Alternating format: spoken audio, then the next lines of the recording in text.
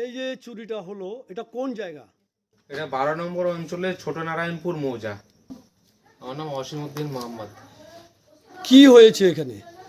এই দেখুন, আজকে দিনের বেলায় 2টো থেকে 3টের মধ্যে আমার নিজস্ব কাকা হবে, হ্যাঁ, এনারা কেউ বাড়িতে ছিল না, অতি সাধারণ একবারে মানুষ, মাঠে খেটে খায়। তো কাকা বাড়িতেও নেই, বাইরে কাজ করছে, আর ছেলেরা সবাই মাঠে কাজ করছিল, কাকিমা বাইরে গিয়েছিল।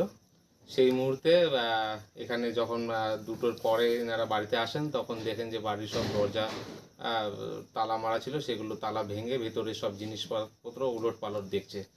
এবার তারপরে সেই জিনিসপত্র উলট পালট দেখে ওনারা তাদের গুরুত্বপূর্ণ জিনিস যেগুলো ঘরে রাখা ছিল সেগুলো দেখছে নেই। তার মধ্যে কিছু ক্যাশ ছিল, গয়নাগাটি ছিল, কিছুই নেই আর বাড়িতে। আনুমানিক কত টাকা নিয়ে গেছে সব মিলিয়ে? আনুমানিক প্রায় লক্ষাধিক পার হয়ে যাবে। খুবই একবারে সাধারণ মানুষ, খেটে খাওয়া মানুষ, হ্যাঁ।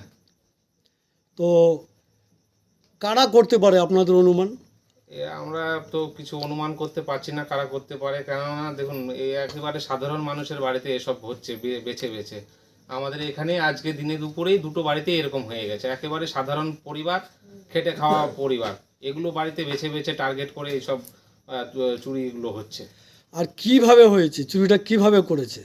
চুরিটা এইভাবে তালা খুলে করেছে, চাবি এখানেই রাখা ছিল, ওরা টার্গেট করেই করেছে চুরিটা। অনেক দিন ধরে হয়তো দেখেছে কোথায় কে কাজ করে, কিভাবে চাবি কোথায় রাখা থাকে, এরা রেখে গিয়েছিল। ছোট ছোট বাচ্চা ছেলেরা আছে বাড়িতে, তাদের জন্য রেখে গিয়েছিল যে এসে খাওয়া দাওয়া করবে, আবার তালা মেরে চলে যাবে, মাঠে কাজ করবে। সেই ফাঁকেই এই চুরিটা হয়েছে এরকম করে। এই বিষয়ে থানায় লিখিত অভিযোগ জানিয়েছেন? এখন তো লিখিত অভিযোগ জানানো হয়েছে। এবার জনগণকে এর মাধ্যমে একটা সচেতন বার্তাও আপনারা পৌঁছে দেবেন, যাতে এরকম মানে অন্যজনের বাড়িতে না হয়। খুবই খেটে খাওয়া, একেবারে দিনমজুর থেকেও নিচে মানুষ, একবারে খুবই অভাবে সংসার। দিদি, আপনার নাম? মুসলিমা খাতুন। আজকে কি হয়েছে এখানে আপনাদের বাড়িতে? আমাদের বাড়িতে আমি তো ছেলেটাকে স্কুলে পাঠিয়ে দিলাম, আর আমার মা মারা গেছে। পঞ্চায়েতে গেলাম, আমি ডেথ সার্টিফিকেট উঠার জন্য। মা কতদিন আগে মারা গেছে? 16 দিন হলো। আচ্ছা।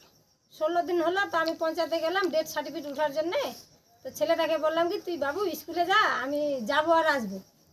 তো ওখান থেকে এখান থেকে 11:30 বার হয়েছি, 2টার সময় চলে আসলাম। আসে দেখতেছি ঘরের দরজা খোলা, পাঁচির টপকায় আসে, করছে, ওই বেড়া ভাঙে ঢুকে একদম বাড়ির মধ্যে ঢুকে, গ্রিলটা ছিল দরজা, গ্রিলের ওইটা তালা ভাঙে দিয়ে ঘরে ঢুকে বিছনা টিছনা ছিন্ন ভিন্ন করছে। আবার ডয়ের ভাঙে, ওখানে আমার টাকা ছিল, খাসি বিক্রি করছিলাম 11,000, সুদের উপরে নিয়ে আসছিলাম আমি 30,000, দিয়ে 41,000 আর একটা বড় মোবাইল নিয়ে চলে গেছে। আমার মার মারা গেছে, আমার মার ঋণ শোধ করার জন্য, ওই যে কাজ করছি ওগুলো শোধ করার জন্য আমি ধার দেনা করে নিয়ে আসলাম, সে টাকাটা আমার এখান থেকে নিয়ে চলে গেল। মতন মানুষ নাই, ছেলেটা একমাত্র থাকলো। আমরা যেটা জানলাম, আরেকটি বাড়ি তো চুরি হয়েছে। হ্যাঁ, আমরা এখন রাতেরবেলা শুনতে পারলাম, তো আমাদের বাড়িও হয়েছে, তো ওইদিকেও বলে হয়েছে চুরি। তো এই জায়গাটার নাম কি? ছোট নারায়ণপুর।